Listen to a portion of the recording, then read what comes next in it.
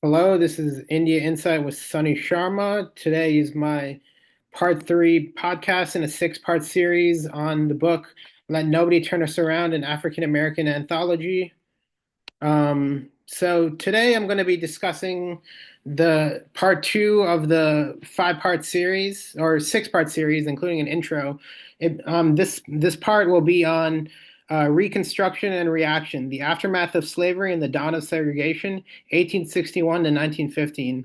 Now, for this podcast and onwards, I'm going to be a little more descriptive about who the prominent Black intellectual figures are throughout each of these periods, and who are these individuals. I'll go into depth a little more, but overall, they make up a diverse strata of individuals, including educators, scholars, orators, historians, clergy, intellectuals, African American sociology experts, journalists, whistleblowers, dissenters, abolitionists, and of course, civil rights icons. Now, some of these people lived very long lives, and some of them did not live very long to see the fruition of the Black struggle for liberation. We have such figures as discussed in past podcasts as Frederick Douglass, who was a social reformer, abolitionist, orator, writer, and statesman. The minister Henry McNeil Turner, who also was a politician born in South Carolina. We also see during this period and onwards the rise of something called the Black urban worker. With the end of slavery, we saw Blacks entering new professions, but in many cases, these professions were very segregated. And we have other leaders who started to show up at the at before the Civil War and onward, such as Thomas Fortune, who was an orator, civil rights leader, journalist, writer, editor, and leading economist. We also have one of the most influential African Americans of all time, someone who influenced W.E.B. Du Bois, a prominent minister and influential academic named Alexander Crummell. We have Anna Julia Cooper, who was an American author, educator, sociologist, speaker, Black liberation activist, very prominent for her Black feminist thought, and one of the most prominent African American scholars in United States history. We have several other women educators, such as Mary Church Terrell, who was a civil rights activist, journalist, teacher, and one of the first Black women to earn a college degree. Josephine St. Pierre Ruffin was a publisher, journalist, civil rights leader, suffragist, abolitionist, and editor of the Women's Era.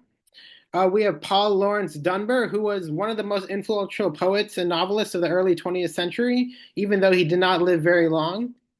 We have one of the most prominent African American leaders of the late 19th century and early 20th century, Booker T. Washington, who was many black intellectuals were against him during this period because they thought he was not radical enough.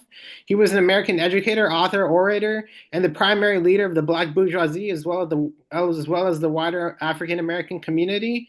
He also founded the Tuskegee Institution. There's also William Monroe Trotter, a newspaper editor, real estate businessman based in Boston, Massachusetts. There's the very well-known Ida B. Wells, who I mentioned in the introduction, who was an investigative journalist, sociologist, educator, and early leader in the civil rights movement. She was one of the founders of the National Association for the Advancement of Colored People. Here's a picture of her. And lastly, we have, of course, the most famous Black intellectual, W.E.B. Du Bois, who was an American sociologist, socialist historian, and Pan-Africanist civil rights activist.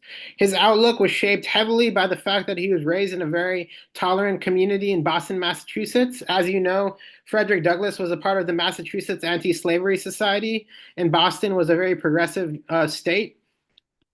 And lastly, we have Hubert Henry Harrison, who was a West Indies American writer, orator, educator, critic, race and class conscious political activist, and radical internationalist based in Harlem, New York. Now, before I begin with this part two discussion, if you enjoyed this video podcast, please follow, share, and subscribe for future episodes. My podcast is called India Insight with Sunny Sharma, and my YouTube channel is Sunny Sharma at India Insight Movement. This six-part series in honor of Black History Month in February on Black intellectual thought, beginning with an introduction and afterwards spans 5 periods, covering 5 different eras of American history since the founding of the American Republic around 1776. This series begins with a period of slavery and abolitionism, 1768 to 1861, Part 1, and ends with contemporary Black thought, 1975 to the present, Part 5, which concludes with the seminal election of Barack Obama to the presidency in 2008. These sections are based off the book Let Nobody Turn Us Around, an African American anthology. So to begin, the Civil War resulted in the deaths of 600,000 men in combat and the modern-day equivalent of billions of dollars in property damage. Moreover, most Northerners, as Lincoln declared, fought the war to preserve the Union rather than extend full equality to blacks. However, many blacks, even before the Civil War, were demanding the U.S. government to go well beyond the Emancipation Proclamation for full voting rights and the political representation for their community. Frederick Douglass, the prominent abolitionist, prophetically stated that if abolitionists fail to precede black male suffrage now, we may not see for centuries to come the same disposition that exists at this moment. How true that statement was. In pursuing legal protections for their newly found freedoms, the Reconstruction Amendments, 13th, 14th, and 15th, the majority of African Americans in Southern legislatures and U.S. Congress did not seek an economic revolution. Rather, they respected the rights of private property and sought opportunity rather than redistribution. Even when settling for less, most black representatives were barred from political office by 1901. Most freed blacks in the South, rather than getting 40 acres and a mule, fell under a system of debt peonage whereby black families were permanently indentured to white families in circumstances that were nearly identical to slavery. However, new leadership did arise.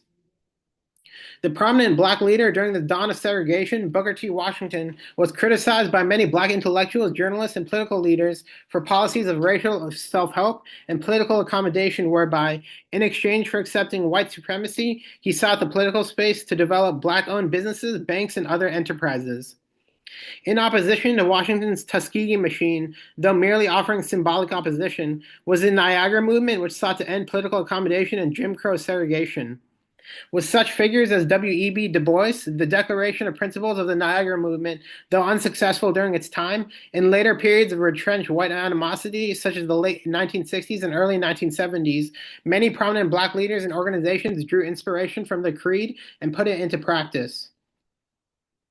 Even if not directly related, the Declaration, created by hundreds of intellectuals, clergy, journalists, and lawyers, could be seen as a cornerstone to other programs and declarations, whether that was FDR's Economic Bill of Rights, the Universal Declaration of Human Rights, and the Black Panther 10-point program. More importantly, within 5 years of the program, the Niagara Movement would give rise to another liberally minded reform organization, the National Association for the Advancement of Colored People, NAACP. However, the fundamental ideas of these organizations have their origin in many of the critical ideas preceding them since the beginning of the first American Reconstruction at the end of the Civil War in 1865. The abolitionist Frederick Douglass, in one of his most famous speeches, What the Black Man Wants, in 1865, is anxiously pressing for more rights for black people, especially suffrage. He thinks it's ludicrous that blacks must wait for organized labor to push for that right, declaring it would take a century for proper protections to black suffrage. Spiritually inclined, like many of the abolitionists, he alludes to the inclination of God that the constitution of the human mind is such that if it once disregards the conviction forced upon it by a revelation of truth, it requires the exercise of a higher power to produce the same conviction afterwards. Douglass insists it is the American government's solemn obligation of honor to not just free every enslaved black person, but to offer all black adults the right to vote. Another black Christian nationalist and chaplain, Henry McNeil Turner, born as a slave on a cotton plantation in Newberry, South Carolina in 1834, was critical to the formation of several organizations in Georgia, including the AME Church, formed during Reconstruction, as well as establishing with W.E.B. Du Bois the Georgia Equal Rights Association in 1906. His pivotal place in Georgia history is also seen through his election to the Georgia Constitutional Convention in 1867. In 1862, he became pastor of the Union Bethel AME Church, the capital's largest African-American congregation, while also being appointed as the first black U.S. Army chaplain by President Abraham Lincoln. Later in life, he became a strong proponent of blacks immigrating to Africa. Like many abolitionists and black intellectuals, he declared emphatically, "Do we ask for retaliation? We ask it not. We are willing to let the dead past bury its dead, but we ask you now for our rights. To him, let bygones be bygones." Enough blood has been spilled in the Civil War. Turner simply demands equality as dictated by the aspirations of the Constitution and three Reconstruction amendments. Black urban workers during Reconstruction collectively were significantly marginalized. The authors related in December 1869, African Americans gathered in Washington, D.C. to organize the National Colored Labor Union, which lasted until 1872. Subsequently, for many decades, the majority of black urban workers were marginalized in segregated unions or shut out of unions altogether. This pushed many blacks to form their own unions up till the New Left movement, when organized labor was strongest in American history.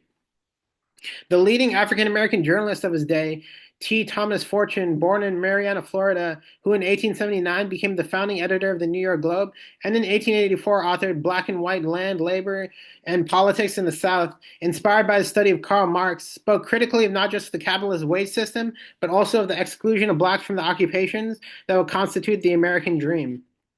Fortune eloquently describes the necessity of life not in religious terms, but based on common sense, whereas the moment you deny to a man the unrestricted enjoyment of all the elements upon which the breath he draws is dependent, that moment you deny to him the inheritance to which he was born. From the institution of feudalism to the present time, the inspiration of all conflict has been that of capitalist landowner and hereditary aristocracy against the larger masses of society, the untitled, the disinherited proletariat of the world. To Turner, workers should be given the opportunity to live from the creative sweat of their brow. The Episcopal priest, Alexander Crummell, who was born in New York City in 1819, is most well known for the establishment of the American Negro Academy in 1897, which was the first society of black scholars in the United States, as well as for influencing the thinking of a young W.E.B. Du Bois, who dedicated a chapter to his mentor in the souls of black folk. To Crummell, Christianity planted the idea of human brotherhood amid the ideas and the laws and legislation of great nations. That was the seed from which have sprung all the great revolutions in thought and government policies during the Christian era. What he is insisting is quite radical, that in fact it was not the Enlightenment principle of liberty which inspired people during the Christian era, rather it was fraternity. The resonating intellectual influence of Crummell is also indicated in his discussion of democracy, whereby the democratic spirit I'm speaking of is that which upholds the doctrine of human rights, which demands honor to all men, which recognizes manhood in all conditions, which uses the state as the means and agency for the unlimited progress of humanity. Like Douglas, Crummell also insists that it is the government's solemn obligation to uphold our rights, to warrant people to ask what it means does the government have at its disposal to protect our liberty. If this is seen as wanting, then it is the solemn obligation of the people to reform or abolish the government. The outstanding educator, scholar, and public lecturer, Anna Julia Cooper, born in 1858 in Raleigh, North Carolina, was unparalleled for her time. She was an educator for over 40 years, whose legacy is cemented by her 1892 book, A Voice from the South, an early text that was critical in the development of black feminist thought. Foreshadowing the I Have a Dream speech from the 1963 March on Washington that was inspired by a woman who gently told Dr. King to talk about his dream, Dr. Cooper wrote in 1892, and similarly, it may be woman's privilege from her peculiar coinage of vintage as a quiet observer to whisper just the needed suggestion or the almost forgotten truth. However, there were several other women who were impeccable scholars as well as being active political dissenters. Two women who were very active in the civil rights and women's rights movement were Mary Church Terrell, born in Memphis, Tennessee in 1863, and Josephine St. Pierre Ruffin, born in Boston, Massachusetts in 1842. Terrell was the first black woman to be named to a school board in the United States. The Board of Education in Washington, D.C., was the co-founder and first president of the National Association of Colored Women, NAACP, and was the first woman president of the Bessel Literary and Historical Association. Ruffin, who was friends with the abolitionists Frederick Douglass and William Lloyd Garrison, was involved in the Women's Club movement while also serving as president of the National Federation of Afro-American Women. The authors relate that in 1896, her organization merged into Terrell's NAACP, where she became vice president. There was also the most famous African American poet of the early 20th century, Paul Laurence Dunbar, who was born in Dayton, Ohio in 1872. Dunbar was most prominently known not just for his dialect poetry, which was based on the language and idioms of rural black culture, but also for his political and social critique of white racism. Booker T. Washington, who was born in Halesford, Westlake Corner, Virginia, and lived from 1856 to 1915, was the most powerful and influential African American politician from the end of Reconstruction until the emergence of the Civil Rights Movement. Climbing out of slavery, he founded Tuskegee Institute at the age of 26 in Alabama, and within 20 years, he had built the largest vocational and agricultural school for African Americans. He was deeply criticized for renouncing civil rights and political equality and instead promoting segregated economic development and black capitalism.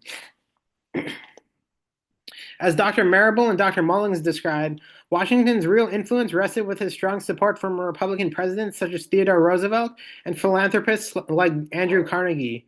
But with the presidential election of Woodrow Wilson in 1912, much of Washington's patronage diminished. His last essay, My View of Segregation Laws, was a departure from his accommodation stance on Jim Crow. His early view of the relationship of black and white society summed up, in all things that are purely social, we can be as separate as the fingers, yet one as the hand in all things essential to mutual progress. His later views expressed in My Views of Segregation Laws outline 6 reasons why segregation is wrong, ranging from it is unjust to there's been no case of segregation of blacks in the United States that has not widened the breach between the two races. He not only viewed segregation as divisive, but also economically unreasonable for the black community, whereby white businesses could operate in black communities, but not the other way around. William Monroe Trotter, born in 1872 in Township, Ohio, and a recipient of a master's degree from Harvard, was the most ardent critic of Booker T. Washington. His publication, The Boston Guardian, was a leading proponent of black radicalism, views which he carried with him in initiating the Niagara Movement with such towering figures as W.E.B. Du Bois.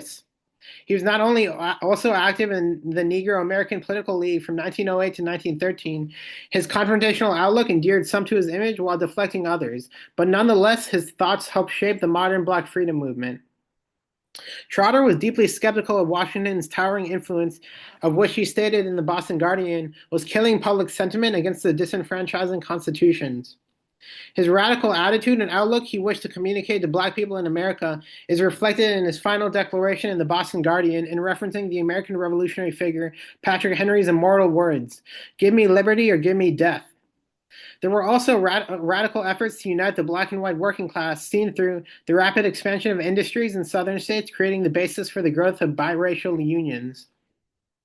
In the essay, A Negro Woman Speaks, there is a foretelling that someday someone will at last arise who will champion our cause and compel the world to see that we deserve justice, as other heroes compelled it to see that we deserve freedom. What was both an age-old problem and a reality in this era of segregation that became clearer every day is that the system was designed to keep black people down. The essay, The Race Question, a Class Question, speaks to the measures by which the non-productive ruling class both denigrates and despises the black proletariat, white or otherwise. The author of this essay insists that the white working man is used to believing himself as good as any man, and it is therefore necessary for the capitalist to keep up this flattering illusion in order to persuade him to continue to submit to the present industrial system of legalized robbery. It was believed, real or imagined, that this was the fundamental tyranny of capitalism, that too many leaders were complicit with an alliance with the controllers of the means of production. This was one of the primary reasons so many black people during this period flocked towards the socialist ideology. And the socialist movement, on the other hand, appeals to all working men without regard to race, color, or previous condition of servitude, but with very lively regard to present condition of servitude, to realize that their interests are in common and against the interests of all capitalists, and to unite to overthrow capitalist rule. As a final aside to black workers, there's a proclamation for workers of the world unite. You have nothing but your chains to lose. You have a world to gain. Ida B. Wells Barnett, born in Holly Springs, Mississippi, was the greatest African American political journalist in history who inspired generations of black activists through her political essays and journals. Her groundbreaking editorials and investigative reporting outraged the white establishment to the point that they destroyed her printing press. Moreover, she was an associate of women's rights advocate Susan B. Anthony, was an active member of the Niagara Movement and co-founder of the National Association for the Advancement of Colored People. In line with one of the most foundational amendments of the Constitution, the 14th Amendment, Wells declared that federal protection of American citizenship is a remedy for lynching. Another towering figure in the Black tradition, who's undoubtedly the most influential Black intellectual of the 20th century, was W.E.B. Du Bois, born in Boston. His life spanned from the Reconstruction era all the way to the 1963 March on Washington and almost reached the passing of the furthest reaching civil rights legislation passed on behalf of we the people in 1964 and 1965. As a recipient of a PhD from Harvard University in history, while also writing a seminal history of Reconstruction in America and a collection of essays written from 1897 to 1903 called The Souls of Black Folk, it would be his establishment of the field of African American sociology that would be his legacy. He was also one of the founders of the Niagara Movement in 1905, and 5 years later, in 1910, was the most important leader in the establishment of the NAACP. W.E.B. Du Bois firmly believed that the talented 10th or black middle classes were crucial to the upliftment of the poor masses, and he communicated this in an essay called The Conservation of Races. It then begs the question, what did he have to say about the cultural contribution of different civilizations in this essay? W.E.B. Du Bois astutely describes how the English nation stood for constitutional liberty and commercial freedom, the German nation for science and philosophy, the Romance nation stood for literature and art, and the other groups are striving each in its own way to develop for civilization its particular message, its particular ideal, which shall help to guide the world nearer and nearer that perfection of human life for which we all long, that one far-off divine event. The perpetuation of radical perspectives and creativity in the arts, music, and literature during the Harlem Renaissance of the 1920s and 1930s would be emblematic of the African American contribution to civilization that will be discussed in the next section. On another note, Du Bois sought strongly to make the declaration of the Niagara Movement to be as critical of Booker T. Washington's policy of racial accommodation as possible, and as far-reaching in his proclamation against the evils of Jim Crow and segregation in the South. Although most notably the project was to recommend an enforcement of the freedoms outlined in the Reconstruction Amendments, education, health, the fulfillment of the aspirations of the Constitution, and so much more, the project failed after Washington successfully navigated popular opinion and the press to diminish the movement. Ending this analysis of Black thought in the period of Reconstruction and reaction, the aftermath of slavery and the dawn of segregation, 1861 to 1915, is a description of the contribution of Hubert Henry Harrison, who was born in St. Croix, Danish West Indies. Harrison became a socialist when, through his study of history and literature, he realized that racism was largely a product of class exploitation. Moreover, he became a well-known speaker and served some time as the editor of Marcus Garvey's newspaper, The Negro World.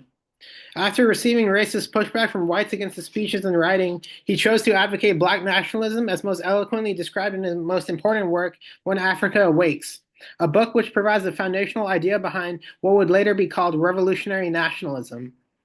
Summing up the intellectual attitudes as reflected in not just the racial struggle, but interlinked with the class struggle that swayed many prominent African Americans towards socialism, is Harrison's pronouncement that, in every case where there has been a downtrodden class of workers at the bottom, that class has been despised by the class that live by their labor. The period of Reconstruction and reaction of 1861 to 1915 saw a growth in many of the fundamental principles of Black nationalism propagated by such figures as Hubert Henry Harrison that would guide future modern-day leaders such as Malcolm X, and Black feminist thought advocated by figures as Anna Julie Cooper that would influence intellectuals like Dr. Bell Hooks. However, the period after Reconstruction became a testing ground during the birth of segregation in the South upon where to draw the line concerning cooperation between blacks and whites, especially in labor unions. Where do Black people fit in the American dream after the Civil War and following Reconstruction, especially those embedded in the segregated South? Should we seek political office and political equality, or should we relegate ourselves to obtaining self-ownership and self-respect outside the realms of government corridors like Booker T. Washington recommended? Is Western-style capitalism merely in need of reformation of its corrupt practices and lack of regulation, or should Blacks shift to more radical economic approaches such as socialism and communism? These and many more questions will be faced as we continue to Section 3, From Plantation to Ghetto, the Great Migration, Harlem Renaissance, and World War 1915 and 1954, where there would be a burgeoning black intellectual movement in Harlem, influenced in large part by the wide-scale migration of blacks from the rural agricultural South to the urban industrial North, called the Great Migration, which largely took place in between two global-shattering world wars, which would test the might of America, while also encouraging blacks to get more involved in the American project, but still not as equals. If you enjoyed this video podcast, please follow, share, and subscribe for future episodes. My podcast is called India Insight with Sunny Sharma, and my YouTube channel is Sunny Sharma at India Insight Movement. These 6 episodes are in honor of Black History Month in February. In the description below are the titles for the upcoming 5 new episodes, based off the 5 sections reflecting the 5 periods of American history since 1768 up till 2008, with the election of Barack Obama to the presidency. These sections are based off the book Let Nobody Turn Us Around, an African American anthology. As you see here, I've highlighted the next section. The next podcast will come out on Thursday, February 20th. Section 3, From Plantation to Ghetto, the Great Migration, Harlem Renaissance, and World War, 1915 to 1954. Now I would like to preview some of the figures we will see in the next section. So the Great Migration influenced the starting of the Harlem Renaissance when millions of blacks migrated from the South to the North. The Harlem Renaissance boasted such influential figures as Jean Toomer, Claude McKay, who were both poets and novelists, Neil Larson, who also was a novelist, as well as Countee Cullen, a poet, novelist, and playwright, as well as some giants in the field, such as Zora Neale Hurston, who was a writer, anthropologist, and filmmaker, as well as the leading light of the Harlem Renaissance, the Shakespeare of Harlem, Langston Hughes, who was an American poet, social activist, novelist, playwright, and columnist. Now, spanning this Harlem Renaissance, in the beginning was World War I, and after the Harlem Renaissance, near the end, was World War II, and millions of blacks enlisted in this war despite rampant discrimination. So this era was characterized by the Great Migration, a rise in Jim Crow, as well as McCarthyism, which was a movement really to banned socialists as well as many prominent black communists and socialists from public and private institutions across America.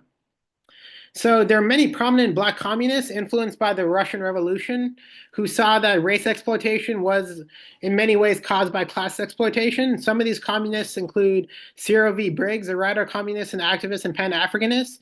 The prominent Marcus Garvey, one of the most influential African Americans of this period. He was actually from Jamaica, political activist, writer, and communist organizer, as well as his wife, who carried on his legacy. She was a journalist and activist, also from Jamaica. And during this period, there was a push to get the vote, as there was in previous periods. And right here, I underestimated the privilege of voting. Voting is not just about voting. It's about representation. It's about being able to sit on a jury. There are many privileges attached to voting that many people underestimate, and that many African Americans died for that right. So it's very important. And through future videos, particularly in looking at the New Left movement and characterized by such figures as Dr. King and Malcolm X, we'll look more into the push for voting and how that was achieved. And there was something called a caste democracy in America. Just like there's a caste system in India, there was this notion that Africans were stuck in a caste system. And there were such figures who were also prominent poets and journalists and political activists as Alice Moore Dunbar, born in New Orleans.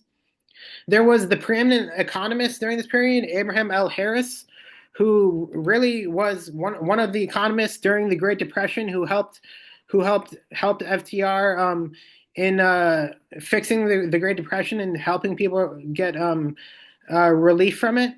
There are other communist organizers. As I said, there were many communist organizers of this period: Angelo Hernan, Abraham L. Harris, and many of these people were banned from larger participation in America during the McCarthyism movement, particularly after 1945, during the Cold War period, which pitted American capitalism against Soviet communism.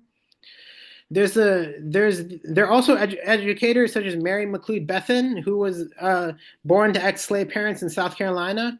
There's a very prominent Harlem representative, Adam Clayton Powell Jr., who's also a Baptist pastor.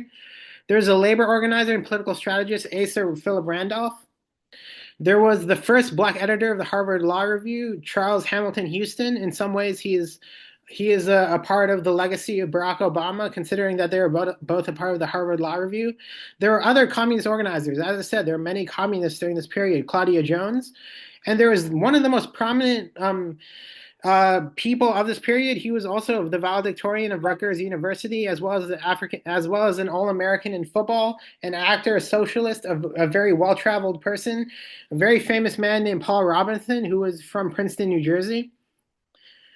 And lastly, there was the Howard Law School trained lawyer who studied at Lincoln University and was born in Maryland, Thurgood Marshall, who is perhaps one of the most important legal minds in American history. He was the first African American Supreme Court justice, and he's most well known for his involvement in the 1954 Brown v. Board versus Education case of Topeka, Kansas. In this case, the Supreme Court ruled that separating children in public schools on the basis of race was unconstitutional, and this overturned the Plessy v. Ferguson decision of 1896 that previously established separate but equal. But something which is very apparent even through the struggle for Black liberation is that even though this Brown v. Board of Education case ruled separate is not equal, in many cases there is a very segregated. Many schools still today are very segregated. There is a very deep divide between white and black, especially through white flight. As blacks moved into white neighborhoods, many white people moved out. And so there is still a very deep divide between public and private institutions, between black and white people. And we will see this as the Black liberation struggle continues. And yeah, so this is the preview for the next podcast, and I hope you join me for this podcast as well as for the future podcasts in this 6-part series. And I would love, and if you have any comments, please leave them for me, and I will keep note of them. All right, thank you.